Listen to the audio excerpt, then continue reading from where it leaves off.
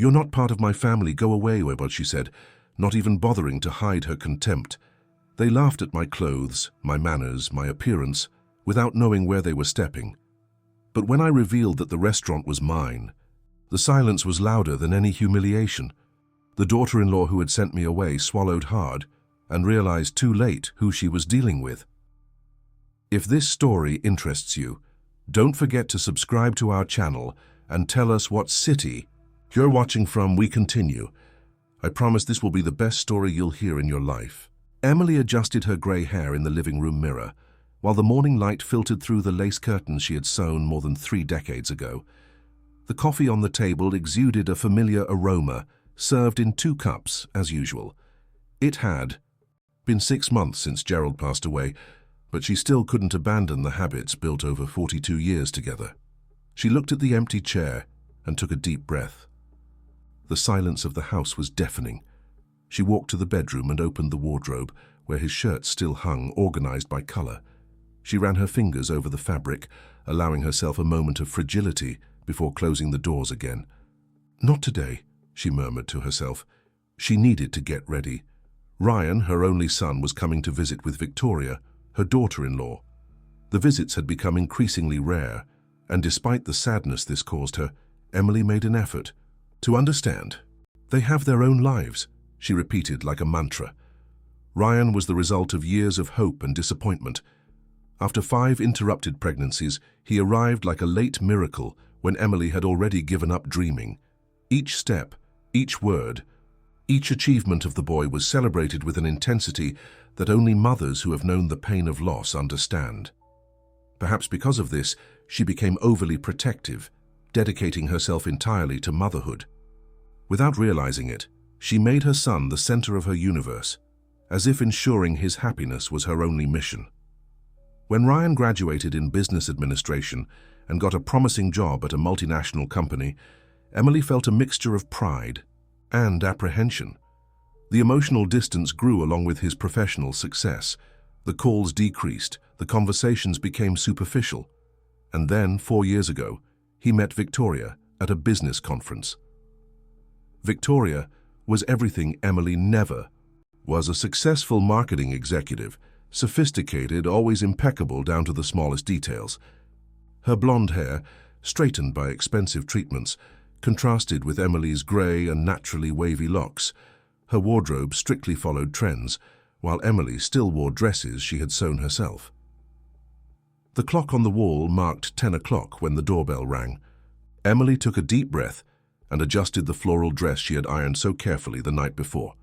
"Mom!" Ryan greeted her with a quick, distant hug. At 39, he had become an elegant man, always in a well-cut suit and an expensive watch on his wrist, gifts that Victoria made a point of choosing personally. "Dear Emily," Victoria smiled without showing her teeth, offering her an air kiss. "This house is still charming." The condescending tone didn't go unnoticed, but Emily preferred to ignore it. She was used to her daughter-in-law's subtly critical comments.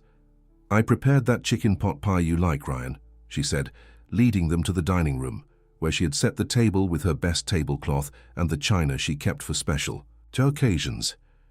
"Actually, we're avoiding carbs, aren't we, honey?" Victoria interjected, giving her husband a quick glance. "We've been following a keto diet. Our nutritionist recommended it." "Oh, I see. I understand," replied Emily, feeling the weight of disappointment. She had woken up early to prepare her son's favorite dishes. "I can make a salad then." "Don't worry." Victoria took a hermetically sealed container from her purse. "We brought her own meal. It's from an award-winning restaurant downtown specializing in organic food." Emily nodded silently, while Ryan suddenly seemed very interested in his cell phone. During lunch, the conversation revolved around Victoria's achievements at her company, Ryan's possible promotion, and a trip they were planning to Greece. Emily listened attentively, trying to show interest, asking questions that were briefly answered. "And you, Emily, what have you been doing since—" Victoria hesitated, searching for the least uncomfortable word. "Since you've been alone." The question hung in the air like a veiled accusation. Emily felt her son's gaze upon her, as if he too was expecting a satisfactory answer. "I've been taking care of the house, attending the prayer group at church," she replied, aware of how small her life sounded compared to the glamorous narratives of the couple. Victoria exchanged a look with Ryan that Emily knew well. It was the same look they shared when she mentioned her old recipes or showed photo albums of her son as a child. "You know, Emily," Victoria began, with that tone of someone about to offer a solution to a problem nobody had acknowledged, "you should think about updating your appearance a bit. I know an image consultant who works wonders with mature women. Victoria works with her at the agency," added Ryan, as if that validated the suggestion. "These furniture pieces too," continued Victoria, running her finger over the solid wood table that had accompanied Emily for decades, "are so heavy, so dated. A clean environment would be good for your energy. I have the contact of a decorator who could completely transform this space." Each suggestion, each comment was a small needle that pierced Emily's dignity. She kept smiling, nodding, pretending to consider each of the ideas that in truth diminished everything she valued. After coffee, which Victoria refused because it contained caffeine, preferring an herbal tea she carried in her purse, Ryan announced they needed to leave. "We have an important event tonight," he explained, checking his watch. "A charity dinner," added Victoria. "Several influencers and business people will be present." Networking, you understand. Emily didn't understand, or perhaps she understood more than she would like to. She said goodbye to the couple at the door, accepting her son's perfunctory hug and Victoria's air kiss. They promised to call the following week, but Emily already knew the value of those promises. When the car left, she returned to the kitchen and began to put away the pie that no one had tasted. The tears she had held back throughout the visit finally found their way down her time-marked face. That night, while making the bed, now too large for just one person, Emily found herself questioning what remained of her own identity. She had dedicated her life to her husband and son, always putting them first, postponing dreams, ignoring personal desires. And now? What was left besides the walls of a house full of memories and the silence that accompanied her day after day? The previous day's newspaper was still on the nightstand. A small note caught her attention. The old Sunflower restaurant, a tradition in the town, would be auctioned after years of decline. Emily remembered the place well. It was where Gerald had taken her on their first date, more than 4 decades ago. It was also where they had celebrated her successful pregnancy with Ryan after so many failed attempts. Something stirred within her, a restlessness she hadn't felt in a long time. She put the newspaper in the drawer but couldn't stop thinking about that establishment that held so many significant memories. Lying in the darkness, with only the moonlight infiltrating through the window, Emily made a decision that would completely change the course of her life. It was time to rediscover who she was beyond the roles of wife and mother she had always played. The next morning, Emily awoke with a determination she hadn't felt in years. As she served herself coffee, just 1 cup now, she reread the news about the auction of the Sunflower restaurant. The establishment, which for decades had been a meeting point for traditional families in the town, had lost its prestige with the arrival of more modern and sophisticated venues. The last owner, already elderly, had been unable to keep up with market changes. Emily opened the desk drawer where she kept important documents. Among them, she found the life insurance policy Gerald had left.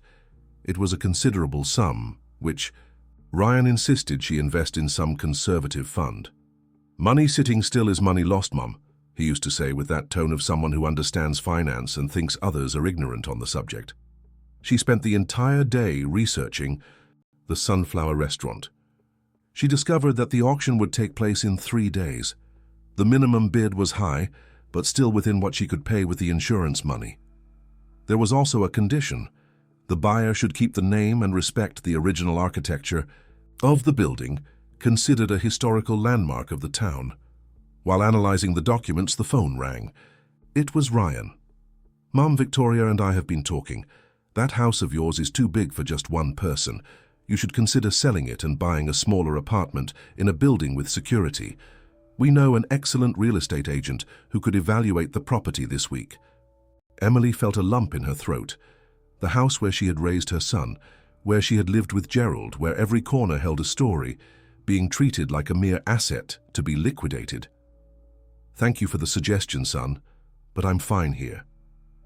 "Mom, be reasonable. That house is old, it needs constant maintenance. In an apartment, you would have 24-hour security. You wouldn't have to worry about the garden, about leaks." "Ryan, I appreciate your concern, but I'm not getting rid of the house." A sigh on the other end of the line betrayed her son's impatience. Victoria also mentioned that you could use the insurance money for cosmetic treatment. She knows a wonderful clinic that works with facial rejuvenation, fillers. Emily closed her eyes, containing her indignation. "Actually, son, I've already made a decision about that money." "What decision?" His tone immediately changed to alert. "I'm going to buy the Sunflower restaurant." The silence that followed was so dense that Emily could almost visualize her son's expression of astonishment. "You're going to what?" His voice finally emerged, somewhere between incredulous and irritated. "Mom, you have no experience with business whatsoever. That place has been bankrupt for years.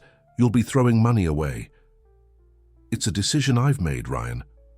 "This is absurd. You've been emotional since Dad passed away. This is not the time to make hasty decisions. I'll come over tomorrow and we'll talk more about this." Before Emily could respond, he hung up. She remained for a while with the phone in her hand, feeling a mixture of apprehension and, surprisingly, relief. For the first time in a very long time, she had made a decision for herself, following her own instinct. The next day, as promised, Ryan showed up. This time without Victoria. He carried a folder with graphs and projections that demonstrated, according to him, how the purchase of the restaurant would be a financial disaster. "Look at these numbers, Mom. The restaurant sector has one of the highest failure rates among new businesses. You don't have a background in business administration. You don't understand cash flow, profit margins, personnel management."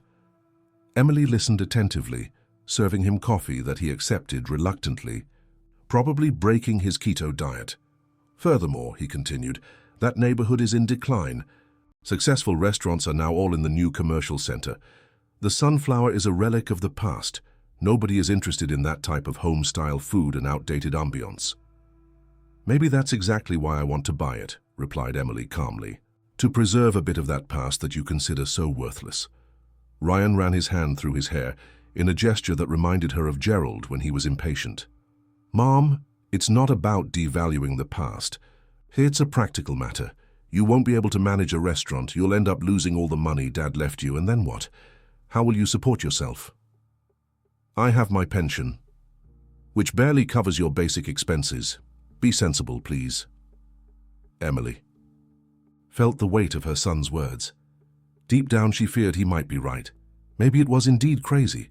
Maybe she didn't have the capacity to run a business. But something inside her, a voice that had been silenced for decades, insisted that she needed to try. "Ryan," she said finally, "I appreciate your concern, but this is my decision, and I hope you respect it." Her son rose abruptly, collecting his papers. "Do as you wish, then. But don't come looking for me when everything goes wrong." And he left, leaving Emily alone again with her thoughts. 3 days later, she attended the auction. She dressed carefully, choosing a discreet outfit she had bought for her last wedding, anniversary with Gerald. Her heart was racing as she entered the hall where the event would take place. She felt curious gazes upon her. She was probably the oldest person there, and certainly one of the few women interested in buying. When the Sunflower restaurant was announced, Emily raised the card with her number. There were some bids, but none very enthusiastic. The bad reputation the establishment had gained in recent years seemed to deter more serious investors. "Sold to number 47, announced the auctioneer, striking the gavel. Emily could hardly believe it. She was the owner of the Sunflower restaurant. As she signed the documents and made the payment, she felt a mixture of euphoria and dread. What would she do now? In the following weeks, she dedicated herself entirely to the project. She hired an accountant recommended by a friend from church. Together, they analyzed the restaurant's accounts and defined a business plan. She discovered that the establishment had old but functional equipment and a solid structure that just needed renovation. Emily contacted Mrs. Cindy, the former chef of the Sunflower, who had worked there for over 30 years before retiring. After an extended coffee, where they shared memories of the place in its heyday, Mrs. Cindy agreed to return as a culinary consultant.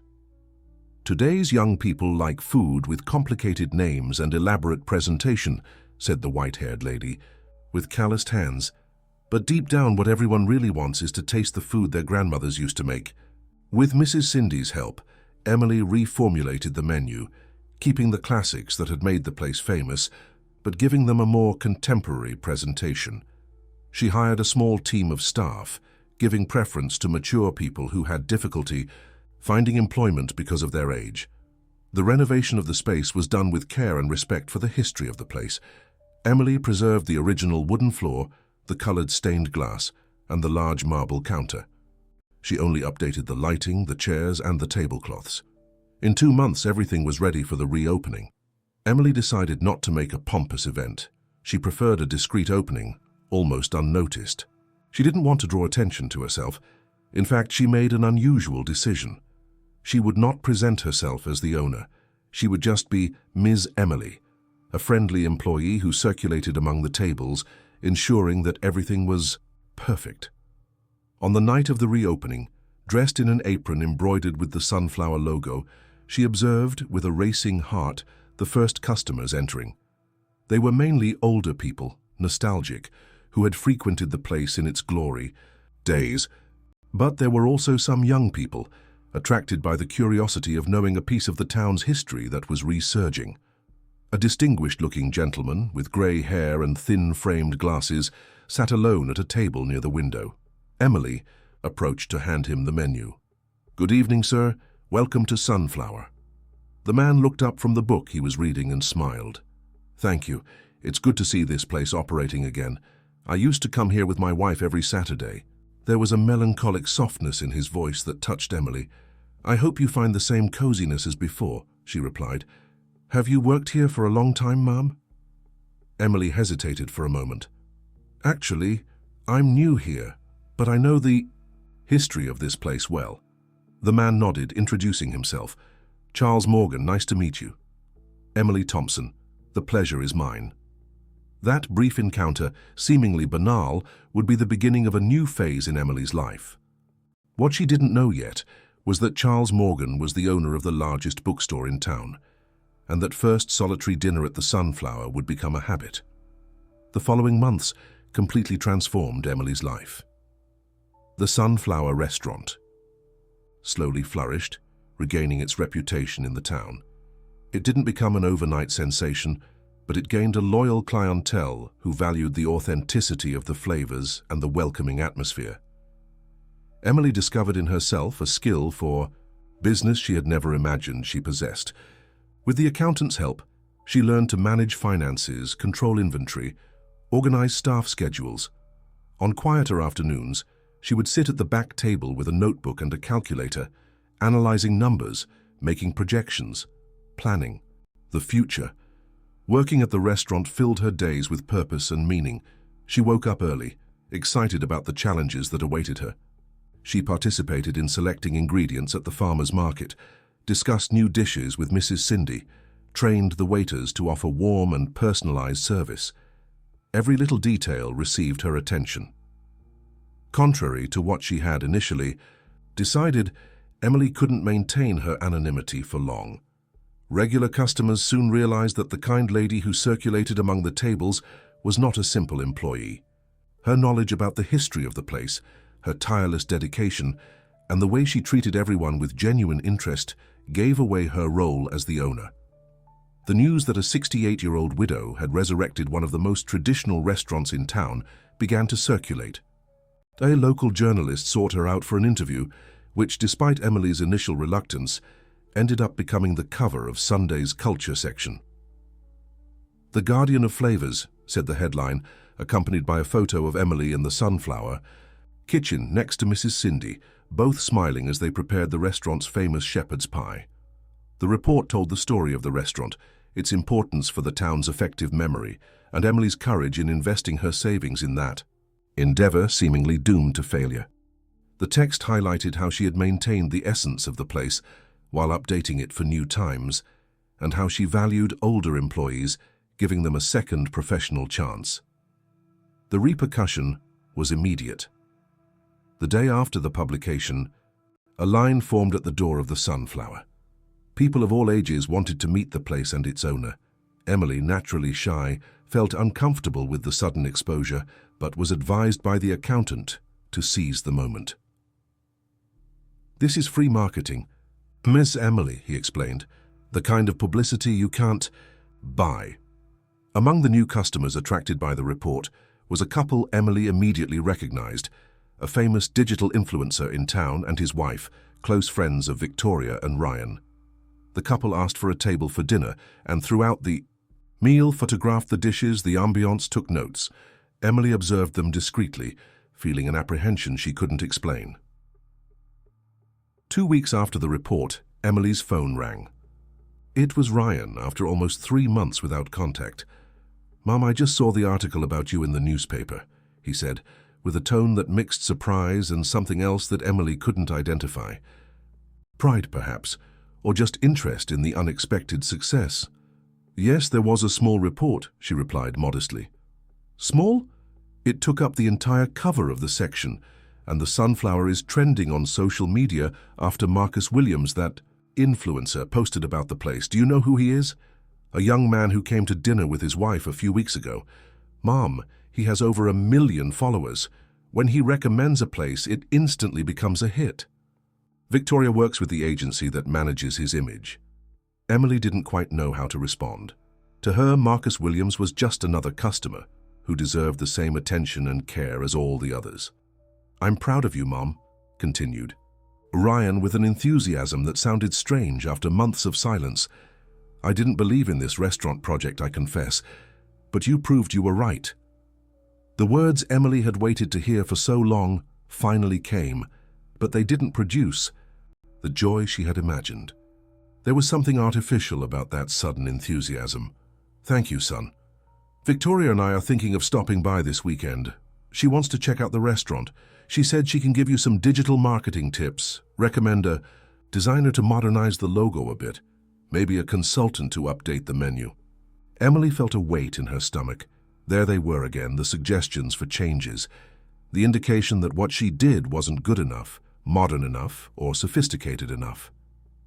"The restaurant is doing well as it is, Ryan. We have our own identity."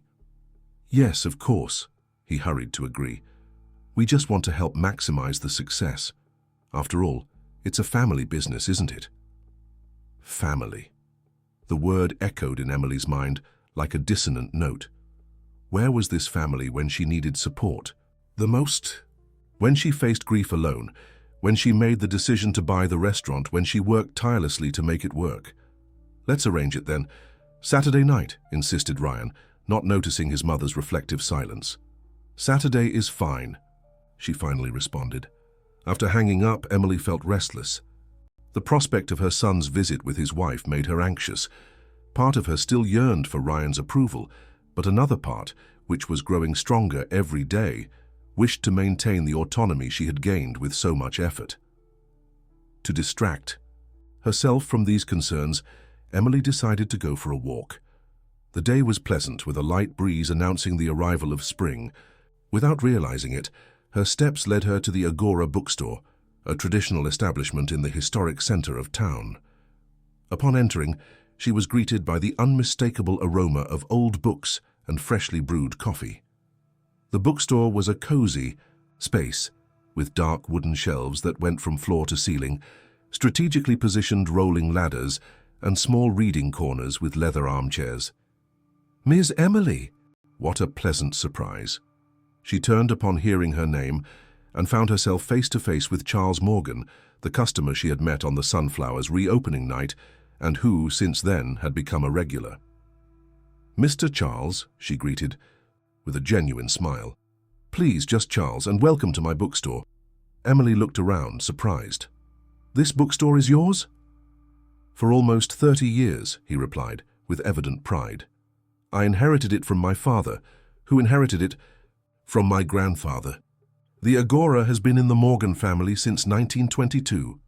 It's a wonderful place, commented Emily, admiring the meticulous organization of the books and the environment that invited reading and reflection.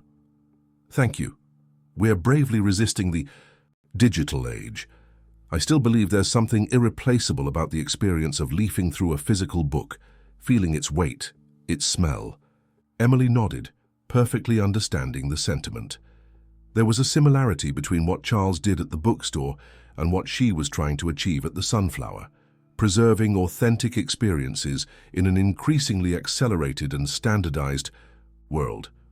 "Would you like some coffee?" he invited, indicating a small area at the back of the store where some tables and chairs formed an improvised cafe. "With pleasure." During the following hour, they conversed like old friends. Charles told her about his passion for Latin American literature, his travels to participate in international literary fairs, his daily struggle to keep the bookstore running despite competition from large chains and online sales. Emily, in turn, shared her experiences with the restaurant, the challenges of being a late entrepreneur, the small daily victories that filled her with satisfaction. "You mentioned being a widower," said Emily hesitantly. "Has it been long?" 3 years, replied Charles with a distant look. "Marianne had cancer. It was a long and painful battle." "I'm sorry. It was 37 years of a happy marriage. We didn't have children, a choice that sometimes brings me regret, especially now in old age. But Marianne had fragile health, and we decided it was better that way." Emily then told him about Ryan, about how her son had been the fruit of much persistence and hope, about how she had dedicated her life to him, and how, paradoxically, that seemed to have driven them apart. "Children follow their own paths," commented Charles thoughtfully. "Perhaps excessive love can be as problematic as the lack of it." The afternoon advanced without them noticing. When Emily looked at the clock, she was surprised to see it was already past 5. "I need to go," she said, getting up. "The restaurant opens at 6, and I like to be there to welcome the first customers." "It was an immense pleasure, Emily." Pleasure was mine, Charles. We're organizing a literary soiree here at the bookstore next week. Nothing too formal, just some friends reading poetry, sharing stories. I would very much like you to come." Emily hesitated. How long had it been since she had participated in a social event that wasn't related to the restaurant or church? "I would love to," she finally replied. Leaving the bookstore, Emily felt a lightness she hadn't experienced in years. The conversation with Charles had opened a door to a world of possibilities she thought lost.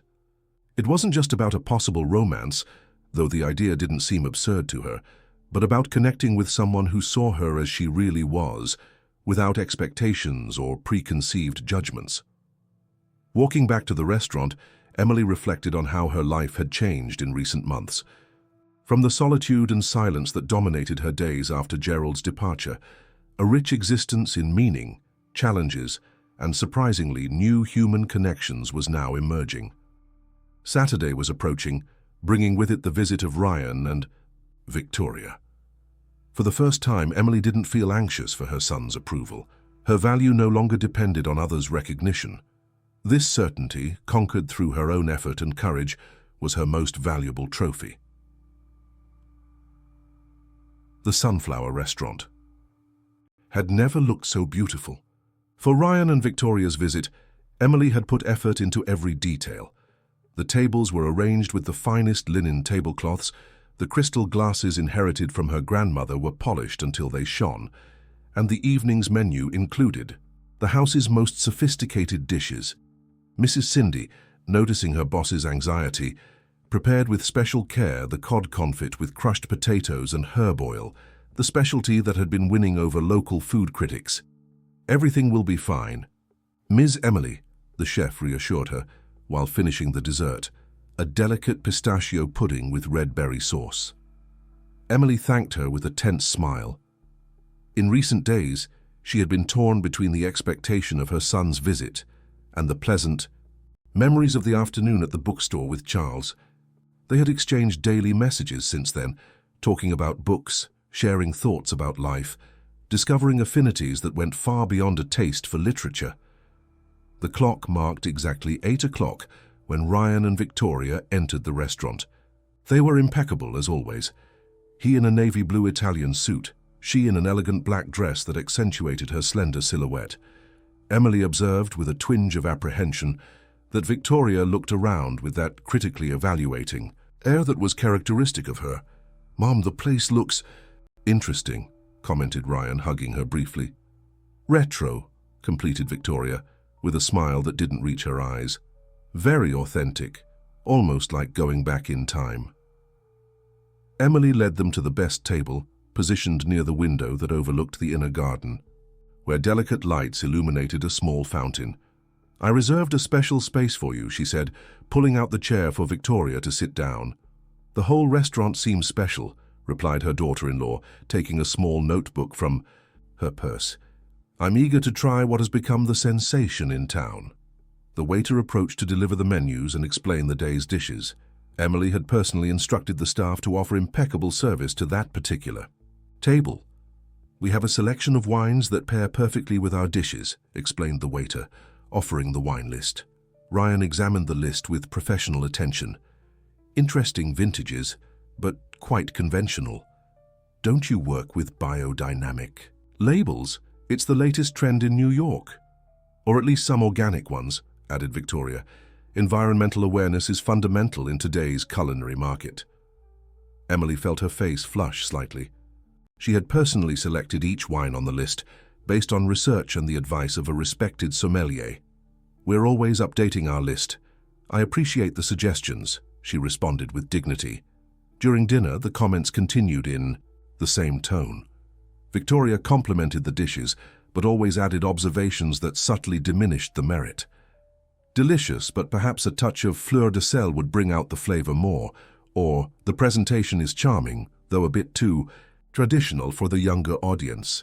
Ryan, in turn, alternated between generic compliments and suggestions for administrative improvements. "You should implement an online reservation system. The waiters' uniforms could be more contemporary. Have you thought about creating an Instagrammable area in the restaurant?"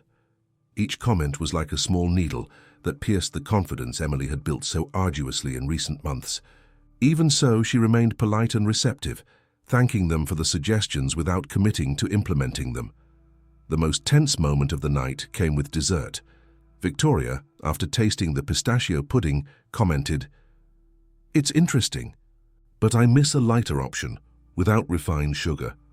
The contemporary audience is very conscious about health issues. Perhaps you could include vegan or low-carb options on the menu."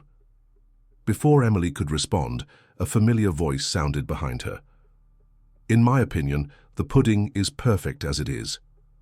The contrast between the softness of the pistachio and the acidity of the red berries is balanced and complex, a dessert worthy of starred restaurants."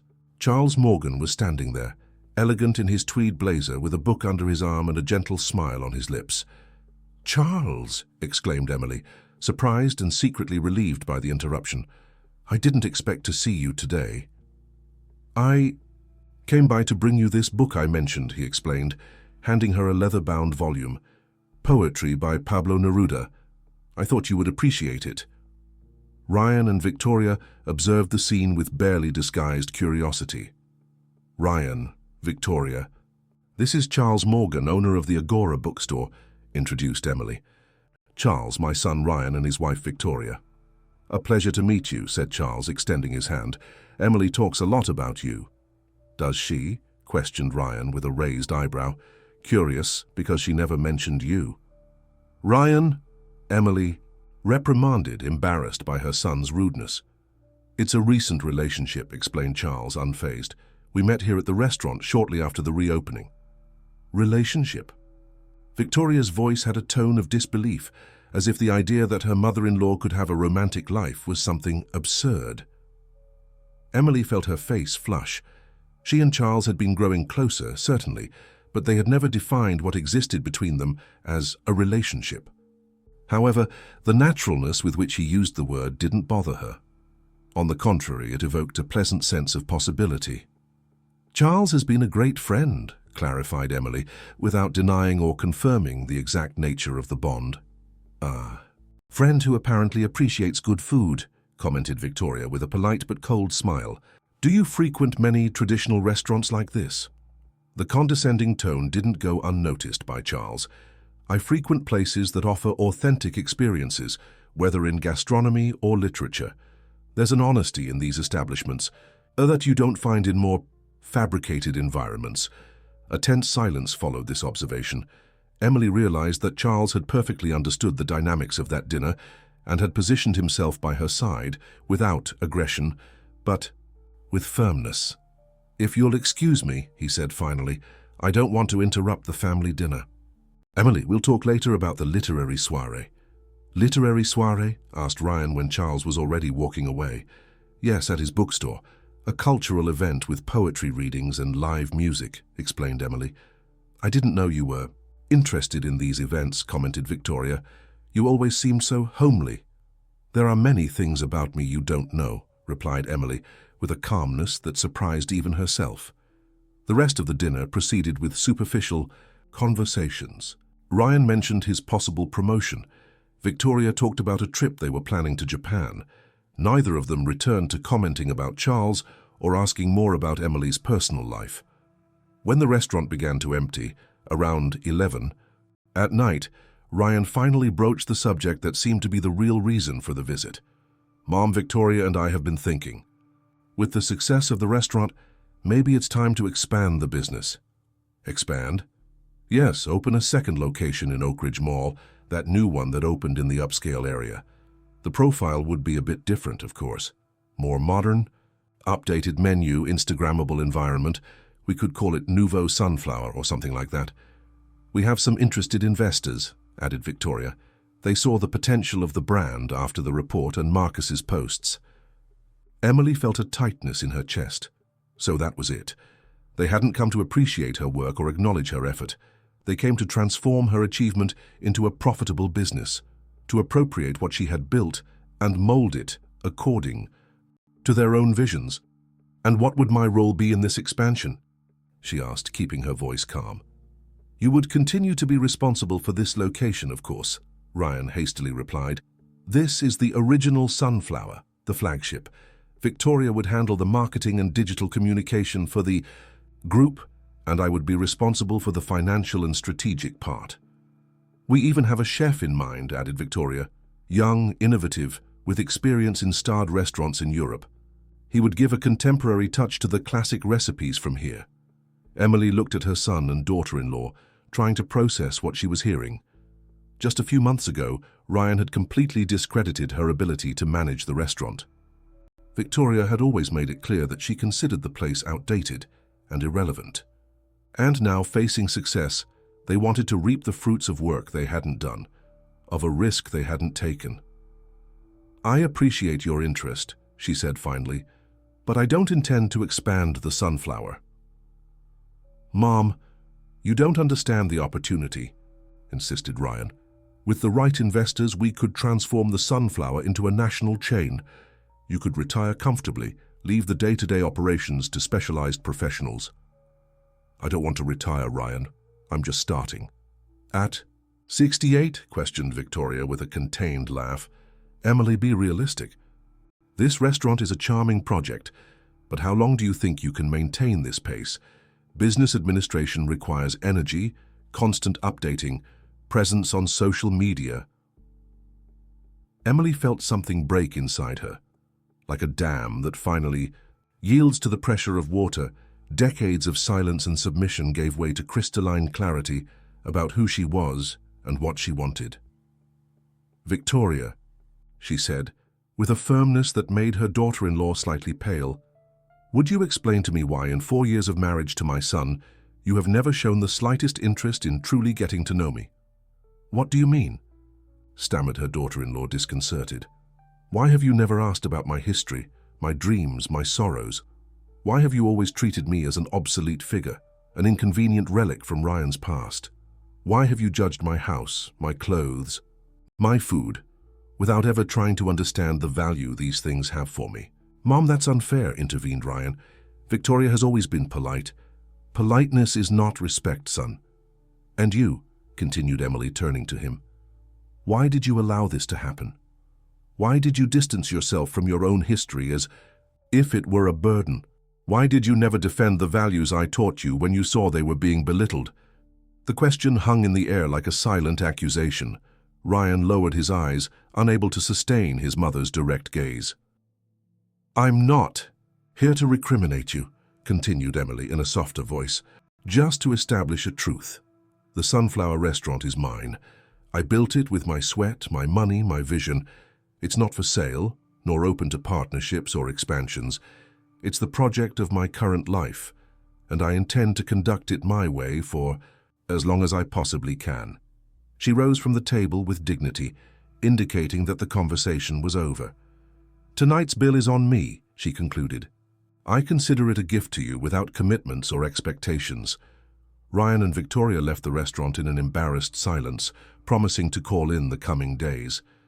Emily knew the call would come, eventually, but she also knew that something fundamental had changed that night. After closing the restaurant and saying goodbye to the staff, Emily walked slowly back to her house. The night was pleasant, with a warm breeze announcing the approaching summer. She sat on the porch, still dressed in the elegant outfit she had chosen for dinner, and opened the book Charles had given her. One of the pages was marked with a small sign. It was a Neruda poem about rebirth, about finding oneself after being lost for a long time. Next to the poem, a handwritten note. "For Emily, who taught me it's never too late to bloom. Charles." A silent tear rolled down her time-marked face. It wasn't a tear of sadness, but of recognition, of gratitude for the journey that had brought her here, with all its pains and joys, losses and encounters. The next morning she woke up early as usual. While preparing her coffee, now in a single cup, she heard the doorbell ring. It was too early for visitors. Upon opening the door, she found Ryan standing on the threshold. He was alone, dressed casually, without his usual formal posture. "Can I come in?" he asked with a hesitation that reminded Emily of the shy boy he once was. "Of course," she replied, leading him to the kitchen where the coffee was ready. They sat at the table, as they had done so many times over the years. For a moment, neither spoke. Then Ryan took a deep breath. "I came to apologize, Mom." Emily waited, giving him space to continue. "Last night, when I got home, I couldn't sleep. I kept thinking about everything you said, about how I've been acting in recent years, and I realized you're right, I drifted away, not just physically but emotionally. I let ambition, the pursuit of status, the need for approval transform me into someone I don't even recognize anymore." The confession came out like a long-dammed river. Ryan told her how he had felt pressured to meet expectations, how his marriage to Victoria had inserted him into a world of appearances that, deep down, suffocated him, how he had felt ashamed of his simple origins and, gradually, abandoned values he had once considered fundamental. "I'm not blaming Victoria," he clarified. "The choice was mine. I let myself be carried away, wanted to belong to a world I admired from afar, and in the process, I distanced myself from who truly loved me." Emily extended her hand across the table and held her son's, in a gesture they hadn't shared in years. "You will always be my son," she said, "regardless of the paths you choose. But you need to find your own balance, Ryan. You can't live trying to please others and in the process lose yourself." He nodded, with teary eyes. The conversation continued for hours, opening old wounds, acknowledging mistakes, exploring possibilities for reconciliation. There were no guarantees that the relationship would heal completely, but there was an honest beginning. When Ryan finally said goodbye, Emily felt a weight lift from her shoulders. She no longer depended on her son's approval to feel complete. She had her restaurant, she had new friends, she had Charles and the possibility of a mature love growing between them. More importantly, she had herself, finally free from the chains of the need to please. That afternoon, she headed to the Sunflower with a smile on her lips. The restaurant was closed, as always, on Mondays, but Emily liked to go there to plan the week's menu, organize purchases, take care of accounting. Upon entering, she noticed an arrangement of sunflowers on the counter. Next to the flowers, a tiki, simple card. To celebrate your courage, I'll wait for you at the soiree at 8. Charles. Emily touched the yellow petals, bright as little suns. Like the flower that gave her restaurant its name, she too had learned to turn toward the light, to follow the sun in its trajectory, to bloom even when circumstances seemed adverse. At 68, she had discovered that life doesn't end with the departure of a companion, or with the distancing of a son, or with the wrinkles that mark the face. Life continues, reinvents itself, offers new possibilities for those who have the courage to embrace them. That night, dressed in a new dress she had bought especially for the occasion, Emily attended the soiree at the Agora bookstore. While Charles read Neruda's poems, their gazes met over the pages, sharing a mutual understanding that transcended words. And so, between books and flavors, poetry and recipes, Emily found a late spring, but no less beautiful for that. A season of blossoming that no one, not even she, could have predicted, but which had arrived at last, at exactly the time it was meant to arrive. The end of the story. Dear listeners, we hope that Emily's story has moved you. To follow this emotional journey, we have prepared a special playlist with equally captivating stories. Find it here, clicking to your left. If you liked this story, don't forget to subscribe to our channel and give the video a like. Every day we bring unique stories that explore